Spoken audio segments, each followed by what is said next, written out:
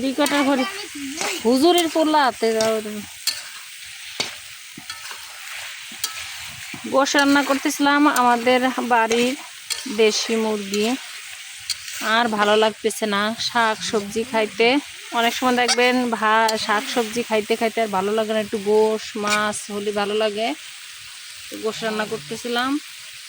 আর এদিকে দেখেন কাঁচা টমেটো, এটা আমাদের গাছে এখনো আছে কাঁচা টমেটো। আর কাঁচা টমেটো আমার কাছে খুবই ভালো লাগে। বউ রাত্রেবেলা শুধু গরম করব,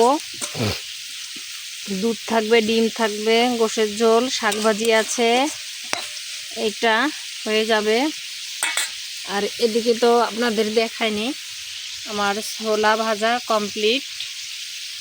আর বাড়িতে এসে তো মজার মজার খাবার খাচ্ছি, কারণ